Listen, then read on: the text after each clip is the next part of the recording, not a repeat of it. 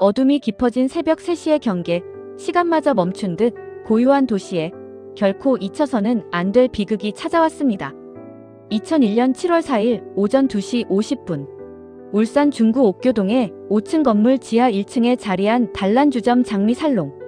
그곳은 한순간에 핏빛 악몽의 공간으로 변했습니다. 여주인 박씨와 여종업원 김씨. 그들은 잔혹한 흉기에 찔린 채 싸늘한 주검으로 발견되었죠. 사건 현장에는 범인의 것으로 보이는 AB형 혈흔이 선명했지만 24년이 지난 지금까지도 진실은 베일에 가려져 있습니다. 3명의 유령 용의자는 연기처럼 사라졌고 이 미궁의 사건은 아직도 끝나지 않았습니다. 새벽 공포와 함께 24년째 끝나지 않은 그날 밤의 이야기를 추적해봅니다. 어둠 속에 숨겨진 진실을 파헤치러 지금부터 저와 함께 그날의 울산으로 떠나보시죠. 이 끔찍한 비극의 서막은 사건 발생 하루 전으로 거슬러 올라갑니다. 2001년 7월 3일 저녁 7시 무렵 여주인 박씨는 여느 때와 다름없이 단란주점으로 향했습니다. 그날 영업에 쓸 손님들의 안주거리를 직접 장만해 지친 발걸음으로 지하 계단을 내려갔죠. 홀로 주점을 지키며 손님들을 맞이하던 2시간 뒤 밤 9시 반쯤 박씨에게 전화 한 통이 걸려옵니다. 여종업원 김씨였습니다. 혹시 손님이 많으면 일손을 도우러 가겠다는 내용이었죠. 그리고 약 30분 후 김씨 역시 이 지하 단란주점으로 출근합니다. 그들은 서로에게 안부를 묻는 평범한 대화 속에서 그날 밤이 자신들의 마지막 밤이 될 줄은 꿈에도 상상하지 못했을 겁니다. 자정 무렵을 지나 7월 4일 새벽으로 접어든 시각. 단란주점 건물 2층에 위치한 중국집 사장은 창문 앞에서 담배를 피우고 있었습니다.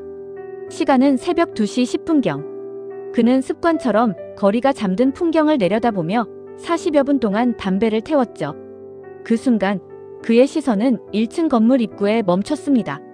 서너 명 정도의 남성들이 웅성거리며 수군거리고 있었고 또 다른 남성 한 명은 주변을 서성이는 것이 목격되었습니다. 늦은 시각의 낯선 움직임은 어쩐지 불길한 예감을 드리웠습니다. 무심코 담배를 피우러 1층으로 내려온 중국집 사장. 그는 지하에서 지속적으로 새어나오는 희미한 신음소리를 듣게 됩니다. 무언가 잘못되었음을 직감한 그는 조심스럽게 지하로 향하는 발걸음을 옮겼습니다. 그리고 그곳에서 그는 평생 잊을 수 없는 참혹한 광경과 마주하게 되죠. 피가 흥건한 단란주점의 중앙 바닥. 여주인 박씨는 홀 중앙의 큰 테이블 옆에 엎드린 채 싸늘하게 쓰러져 있었고 종업원 김씨는 홀 안쪽 원형 테이블 옆 바닥에 천장을 향해 누워 있었습니다. 박씨는 배와 등 그리고 머리 쪽까지 5군데를 흉기에 찔려 있었고 끔찍하게도 복부 장기가 일부 노출된 상태였습니다. 김씨 역시 배와 가슴 부위에 4군데나 칼을 맞았죠. 박씨는 이미 생명이 끊어진 상태였지만 놀랍게도 김씨는 아직 숨이 붙어 있었습니다. 사장이 자신을 발견하자 그녀는 필사적으로 살려달라는 말을 몇 번이고 반복했습니다. 그리고 그 말을 끝으로 김씨는 의식을 잃고 말았습니다. 사장은 곧바로 경찰과 구급대에 신고했고 현장에 도착한 구급대원들은 가느다란 숨을 몰아쉬는 김씨를 황급히 병원으로 이송했습니다.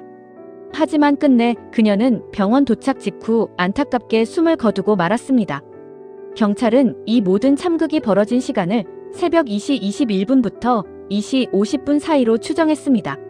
사망한 종업원 김씨가 새벽 2시 17분에 지인과 마지막 통화를 나눴고 이 통화가 약 4분간 이어진 것으로 확인되었기 때문입니다. 그리고 최초 발견자인 중국집 사장이 신고한 시각은 정확히 새벽 2시 50분. 불과 30분이라는 짧은 시간 안에 두 여인의 생명을 앗아간 잔혹한 살인 사건의 모든 과정이 벌어진 것입니다. 곧바로 진행된 부검 결과는 사건의 잔혹성을 더욱 부각했습니다. 두 피해자 모두 예리한 칼에 의한 자창, 즉 칼에 찔린 상처로 인한 과다 출혈로 사망했습니다. 살해에 사용된 칼은 한 종류가 아니었습니다. 끝이 날카롭지 않은 원만한 형태의 외날칼과 훨씬 날카롭고 톱니가 있을 것으로 추정되는 양날칼, 두 종류의 흉기가 사용된 것으로 밝혀졌습니다. 특히 박씨의 옆구리에는 내부 장기가 노출될 만큼 넓고 깊은 상처가 있었는데 이는 할창으로 보아 톱니가 있는 양날칼로 생긴 상처였습니다.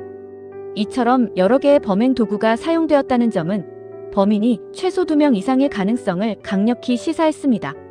초기에는 단순 강도 살인 사건으로 추정되기도 했습니다. 하지만 여주인 박 씨의 지갑 속에는 당일 영업으로 벌어들인 현금 136만 4천 원이 고스란히 남아 있었습니다. 이는 강도가 살인의 목적이 아니었을 가능성에 무게를 실어줍니다. 다만 주점 카운터가 뒤져진 흔적이 발견되긴 했습니다. 원래 카운터에 얼마의 돈이 보관되어 있었는지 정확히 알 수 없었기에 도난당한 돈의 액수는 미지수입니다. 어쩌면 범인은 카운터만 뒤진 채 박 씨의 지갑을 발견하지 못해 돈을 가져가지 않았을 수도 있습니다. 미스터리는 더욱 깊어져만 갑니다. 과연 이 살인의 목적은 무엇이었을까요? 참혹한 살인 현장 속에서도 경찰은 작은 단서 하나 놓치지 않고 수사를 이어갔습니다. 중앙홀의 사각 테이블 위에는 3개의 맥주잔이 놓여 있었고 그 옆에는 채 비워지지 않은 맥주병 4병이 그대로 있었습니다. 경찰은 이 맥주잔 3개가 범인과 여주인 박 씨, 그리고 여종업원 김 씨가 사용한 것으로 추정했죠. 살해 직전까지 그들은 어떤 이야기를 나누고 있었을까요? 혹 잔을 기울이며 평범한 대화를 이어가는 와중에 이미 죽음의 그림자는 그들을 덮치고 있었던 것일까요? 그러나 현장에서 발견된 몇몇 특이한 점들은 경찰 수사에 새로운 의문을 던졌습니다. 특히 김 씨의 옷차림새는 평범하지 않았습니다. 헐렁한 청바지에 매여있던 허리띠가 풀려 있었던 것입니다. 또한 여주인 박 씨는 신발을 신은 상태였지만 김 씨의 한쪽 신발은 벗겨져 나뒹굴고 있었습니다. 이 모든 정황은 혹시 범인이 성폭행을 시도한 흔적이 아닐까 하는 강력한 의심을 불러일으켰습니다. 현장을 토대로 재구성해본 충격적인 시나리오는 이러합니다. 범인은 김 씨에게 성관계를 강요하며 추행을 시작했고 이를 본 여주인 박 씨가 거칠게 달려들어 저지하려 했습니다. 뜻밖의 저항에 당황한 범인이 소지하고 있던 흉기를 꺼내 박 씨를 무참히 살해하고 목격자인 김 씨마저 입막음을 위해 살해했다는 추측이죠. 마치 한 편의 잔혹한 심리 스릴러처럼 사건은 예측할 수 없는 방향으로 흘러가는 듯 보였습니다. 하지만 이 추측을 더욱 혼란스럽게 만드는 결정적인 요소가 있었습니다. 바로 김 씨의 체내에서 발견된 정액 반응이었습니다. 이는 성폭행 시도의 유력한 증거가 될 수 있었죠. 그러나 검출된 정액은 여러 유전자가 섞여 있었고 더욱이 정액은 여성의 체내에서 최장 3일까지 생존할 수 있습니다. 즉, 이 정액이 반드시 사건 당일에 생긴 것이라고 단정할 수 없다는 의미입니다. 사건 전 다른 남성과의 합의된 성관계 흔적일 가능성도 배제할 수 없었던 것입니다. 수사팀은 피해자들의 주변인들을 조사했습니다. 업주 박 씨와 종업원 김 씨 모두 한 차례 이혼의 아픔을 겪었지만 남자 관계가 복잡하지 않았다는 증언들이 잇따랐습니다. 심지어 그들은 성매매 자체를 금기시하며 정직하게 주점을 운영했다고 합니다. 이러한 증언들은 김 씨 체내에서 검출된 정액의 출처를 더욱 미궁속으로 밀어넣었죠. 전문가들은 이 사건을 성범죄로 보기에 어렵다는 의견에 무게를 실었습니다. 만약 성범죄를 목적으로 한 살인이라면 범인이 굳이 자신의 체액을 현장에 남기지 않았을 것이고 더 나아가 성폭행 후에 피해자의 옷을 다시 입힐 이유도 없다는 논리였습니다. 범인의 혈흔만 남긴 채 흔적 없이 사라진 살인자. 그리고 뒤섞인 단서들. 과연 이 사건은 우발적인 살인이었을까요? 아니면 다른 섬뜩한 동기가 숨겨져 있었던 것일까요? 진실의 조각들은 여전히 어둠 속에서 각자의 그림자를 들이우고 있습니다. 사건 초기, 경찰은 3명의 남성들을 유력한 용의자로 지목했습니다. 이는 사건 당일 오전 2시까지 중앙홀 사각 테이블에서 술을 마셨던 4명의 손님들의 진술을 토대로 한 것이었습니다. 그들은 경찰 조사에서 자신들이 주점을 떠나기 약 30분 전쯤 3명의 남자들이 주점 안으로 들어왔다고 진술했습니다. 그리고 이 3 남성들이 여종업원 김 씨와 함께 홀 안쪽 룸에서 술을 마시고 대화를 나누는 모습을 목격했다고 덧붙였죠. 과연 그들이 이 참극의 장본인들이었을까요? 하지만 재수사 과정에서 경찰은 이들 3 남성이 범인이 아닐 가능성 또한 염두에 두기 시작했습니다. 그 결정적인 이유는 바로 피해자 김 씨가 생전에 마지막으로 남긴 전화 내용 때문이었습니다. 김 씨는 사건 당일 새벽 2시 17분 지인과 통화를 나누었는데 그때 그녀는 이렇게 말했습니다. 손님 한 테이블을 받고 주인하고 둘이 조용히 있다. 이 발언은 수사에 큰 혼란을 야기했습니다. 김 씨가 방금 손님 한 테이블을 내보내고 주인과 단둘이 있다고 말한 것일까요? 아니면 현재 손님 한 테이블을 제외하면 자신들과 주인 박 씨, 이렇게 셋만 남아있다는 뜻이었을까요? 이 한 문장의 모호함은 진범의 존재를 더욱 미궁 속으로 밀어넣었습니다.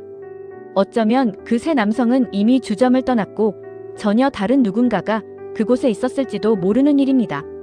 현장 조사에서 드러난 또 하나의 기이한 점은 범인의 지문이 단 한 점도 발견되지 않았다는 것입니다. 만약 범인이 장갑을 끼지 않고 술잔이나 술병을 만졌다면 반드시 지문이 남아있어야 하는 것이 정상입니다. 하지만 현장에서는 그 어떤 지문도 검출되지 않았습니다. 이는 범인이 의도적으로 지문을 지웠거나 혹은 장갑을 착용했을 가능성을 높였습니다. 하지만 경찰은 또 다른 가능성도 배제할 수 없었습니다. 여주인 박 씨는 평소 맥주와 잔을 냉장고에 보관했고 손님이 올 때마다 꺼내 사용했습니다. 냉장고에서 나온 차가운 병과 잔은 상온에 놓이는 순간 이슬이 맺히고 그 이슬이 흘러내리면서 지문이 자연스럽게 지워졌을 수도 있다는 추정입니다. 작은 희망마저 사라지는 순간이었습니다. 하지만 모든 증거가 사라진 것은 아니었습니다. 범인은 단 한 가지의 지울 수 없는 흔적을 남겨놓았습니다. 바로 혈흔입니다. 지하 1층 단란주점에서 1층으로 통하는 계단과 그 벽면에는 약 10방울의 핏자국이 선명하게 발견되었습니다. 피해자들의 시신은 모두 지하 단란주점 내부에서 발견되었으므로 이 혈흔은 범인 본인이 피해자들을 공격하는 과정에서 발생한 상처에서 흘린 피로 추정되었습니다. 더욱이 이 피의 혈액형은 AB형이었습니다. 여주인 박 씨는 B형, 종업원 김 씨는 O형이었으니 이는 피해자들의 피가 아니라는 것이 명백했습니다. 물론 이 피가 100% 범인의 피라고 단정할 수는 없지만 주변 상인들이 사건 당일 단란주점에서 별다른 소란이 없었다고 진술한 점을 미루어 볼 때 범인이 흘렸을 가능성이 가장 높았습니다. 어쩌면 이 10방울의 피가 24년째 잠들어 있는 진실의 열쇠가 될 수 있을지도 모릅니다. 하지만 이 중요한 단서조차도 범인의 정체를 밝혀내기에는 역부족이었습니다. 당시 단란주점 주변에는 CCTV가 단 한 곳도 없었습니다. 일부 상가에 CCTV가 설치되어 있었지만 불행하게도 단란주점 쪽을 향하고 있지는 않았죠. 단란주점을 촬영한 것으로 추정되는 CCTV 영상이 있긴 했지만 화질이 너무 좋지 못해 구체적인 범인의 모습은 전혀 파악할 수 없었습니다.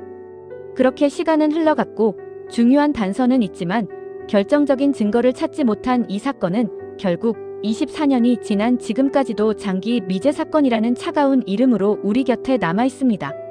진실은 과연 언제쯤 이 어둠 속에서 그 모습을 드러낼 수 있을까요? 어둠 속을 걸어가는 희미한 그림자들. 참혹한 범행이 벌어진 직후라고 추정되는 새벽 2시 50분 이후 울산 옥교동 사거리 인근에서는 사건 현장을 빠져나온 것으로 보이는 3명의 남자들을 목격했다는 증언들이 잇따랐습니다. 진범의 흔적을 쫓는 신락 같은 희망이 여기에 있었을까요? 가장 먼저 언급된 목격자는 앞서 사건을 최초로 발견했던 중국집 사장이었습니다. 그는 계단 입구가 워낙 어두워 남자들의 인상착의를 자세히 보지는 못했지만 한 명은 긴 머리였고 다른 한 명은 스포츠형 머리였다고 증언했습니다. 또한 뒷모습만 보았을 때 그중 한 명은 얼굴이 다소 큰 편이었던 것 같다고 기억했습니다. 하지만 그의 기억은 이미 충격적인 시신 발견 직후였기에 그 시점이 정확히 범행 전인지 후인지조차 모호한 상태였습니다. 두 번째 목격자는 근처 다른 주점의 여종업원이었습니다. 그녀는 경찰차가 사건 현장에 도착하기 약 10분 전 3명의 남자들을 보았다고 진술했습니다. 두 사람이 한 명을 약 10m 정도의 간격을 두고 따라가고 있었으며 그들은 동사무소 방향으로 사라졌다고 합니다. 그중 한 명은 20대 정도로 키는 크지 않은 165cm 정도의 남성으로 곤색가로 줄무늬 티셔츠를 입고 스포츠형 머리를 하고 있었다고 구체적인 인상착의를 증언했습니다. 가장 결정적인 증언은 세 번째 목격자인 택시기사에게서 나왔습니다. 그는 새벽 3시경 24시 편의점 앞에서 남자 3명을 태웠다고 합니다. 이들은 울산역 현재의 태화강역을 향해 300m쯤 가던 중 갑자기 속이 안 좋다며 중간에서 내렸다고 합니다. 택시기사는 다른 목격자들에 비해 그들의 인상착의를 보다 자세히 기억하고 있었는데 이는 수사에 큰 기대를 안겼습니다. 한 명은 20대 후반의 몸집이 큰 편으로 얼굴이 넓고 둥근 데다 인상이 험상궂었다고 합니다. 머리는 약간 긴 스포츠형이었고 울산 사투리를 쓰지 않는 다혈질적인 성격으로 보였다고 증언했습니다. 다른 한 명은 역시 20대 후반으로 호리호리한 체격의 스포츠형 머리였고 울산 사투리를 썼다고 기억했습니다. 나머지 한 명은 20대 후반의 호리호리한 체격이라는 것 외에는 특별한 기억이 없다고 했습니다. 이들의 진술은 과연 진범의 윤곽을 드러낼 수 있었을까요? 그러나 이 모든 목격자들의 진술을 뒤흔들고 사건을 더욱 복잡하게 만든 또 다른 제보가 있었습니다. 새벽 2시 반경 다른 동네의 중국집 배달원이 집에 가던 길에 술을 더 마시고 싶어 사건이 난 주점에 들렀다고 합니다. 그는 주점 계단을 다 내려가지 않았음에도 지하에서 싸우는 소리가 들렸고 그곳에서 남자들과 여주인이 말다툼하는 것을 목격했다고 진술했습니다. 심지어 여주인이 한 남자에게 내가 이럴 수가 있냐고 따지자 남자가 카운터에 있던 칼을 들고 여주인을 찔렀다고 충격적인 증언을 내놓았습니다. 이 진술은 범인이 피해자들과 아는 사이, 즉 면식범일 가능성을 강하게 시사했습니다. 경찰은 이 증언을 토대로 면식범일 가능성에 대해 심도 깊은 수사를 진행했습니다. 그러나 피해자들의 관계자들과의 연결고리를 아무것도 찾아낼 수 없었습니다. 게다가 이 증인은 어렸을 때부터 자폐 증세가 있었고 사건 상황을 그대로 진술하기보다는 다른 기억들과 뒤섞어 이야기했을 가능성이 높다고 판단되었습니다. 더군다나 그가 증언한 날짜는 사건 당일로부터 무려 20여일 이상 지난 7월 27일이었습니다. 그의 진술은 결국 신빙성이 떨어진다고 판단되었고 수사는 다시 원점으로 돌아왔습니다. 수많은 목격자들의 진술과 모순되는 증언들, 그리고 불확실한 단서들이 얽히고 설켜 울산 단란주점 살인 사건은 24년째 여전히 짙은 안개 속에 갇혀 있습니다. 이처럼 24년 동안이나 끝나지 않은 비극으로 남아있던 울산 단란주점 살인 사건. 본래라면 2016년 7월 4일 공소시효 만료와 함께 영원히 어둠 속으로 가라앉을 예정이었습니다. 하지만 기적처럼 그리고 간절한 염원 속에서 태완이법이 국회를 통과하면서 모든 것이 달라졌습니다. 2000년 8월 1일 이후 발생한 살인 사건에 대해서는 공소시효가 완전히 폐지된 것입니다. 이 법의 시행으로 범인이 살아있기만 하다면 그 언제든 체포되어 법정에 세울 수 있게 되었습니다. 잊힌 듯했던 진실을 향한 희망의 불씨가 다시 지펴진 순간입니다. 이제 더 이상 시간은 범인의 편이 아니게 되었습니다. 그리고 실제로 울산경찰청에서는 장기 미제 사건을 해결하기 위한 미제사건 전담수사팀을 발족하고 이 울산 단란주점 살인 사건을 처음부터 다시 꼼꼼히 들여다보기 시작했습니다. 팀장 장갑병 경위는 사건을 처음부터 다시 들여다보며 수사 초기에 혹시라도 누락된 부분은 없는지 꼼꼼히 살피고 있다고 밝혔습니다. 24년 전의 미세한 흔적 혹은 잘못된 판단 하나하나까지 다시 되짚어 나가는 집념의 수사가 계속되고 있는 것입니다. 오랜 시간 쌓여온 방대한 자료들을 분석한 결과 장갑병 경위가 이 사건에 대해 주장하는 새로운 가설은 이렇습니다. 그는 이 사건이 계획된 범죄가 아닌 면식범의 우발적인 범행이라고 판단하고 있습니다. 앞서 강도 가능성을 배제했던 것처럼 돈을 노린 범죄도 아니며 오랜 시간 품어온 원한 관계에 의한 살인도 아니라는 것이죠. 그럼 대체 무엇 때문에 그날 새벽 단란주점에서 두 여성의 목숨을 앗아가는 비극이 벌어졌던 것일까요? 우발적 살인이라는 해석은 오히려 더 섬뜩하고 이해하기 어려운 의문을 남깁니다. 범인의 실체는 과연 이 전담 수사팀의 집념에 의해 밝혀질 수 있을까요? 24년째 울산의 어둠 속에 숨어있는 그 그림자는 아직도 우리 주변을 맴돌고 있을지도 모릅니다. 이 울산 단란주점 살인 사건을 파헤치던 미제사건 전담 수사팀은 24년 전의 악몽을 들여다보던 중 섬뜩한 유사점에 직면합니다. 3년 전인 1998년 6월 14일에 서울에서 벌어졌던 사바이 단란주점 살인사건과의 소름 끼치는 평행이론입니다. 두 사건은 마치 대자비처럼 서로를 비추고 있었죠. 어떤 유사점들이 그들을 경악하게 만들었을까요? 먼저 두 사건 모두 범인이 3명의 남성으로 추정된다는 점입니다. 또한 범행 장소가 지하 유흥업소였다는 점, 그리고 사용된 범행 도구와 살해 수법이 잔인하게 비슷하다는 점도 일치했습니다. 범행 시각 또한 새벽 2시경으로 동일했죠. 마치 다른 장소에서 벌어진 같은 그림자의 범죄처럼 느껴집니다. 심지어 두 사건 현장이 위치한 건물 2층에 모두 중국집이 있었다는 소름 돋는 공통점까지 존재했습니다. 이 모든 우연의 일치는 단순한 우연일까요?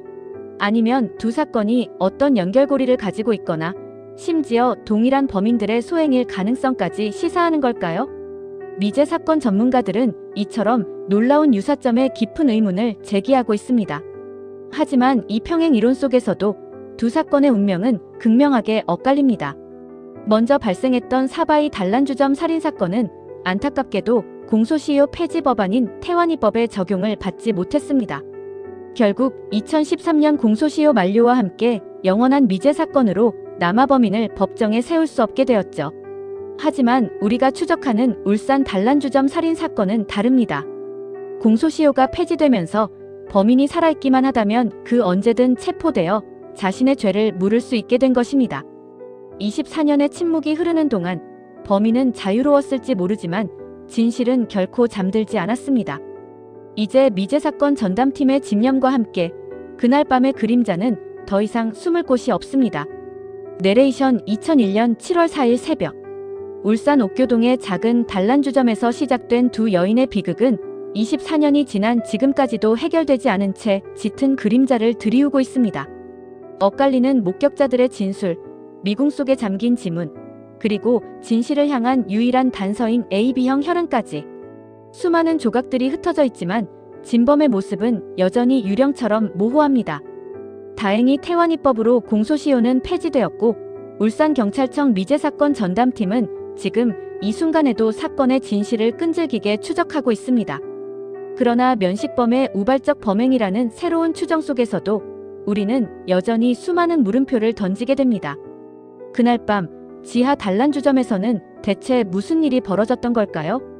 우리가 이 이야기를 기억하는 동안 어딘가에서 자유롭게 살고 있을 그날 밤의 그림자.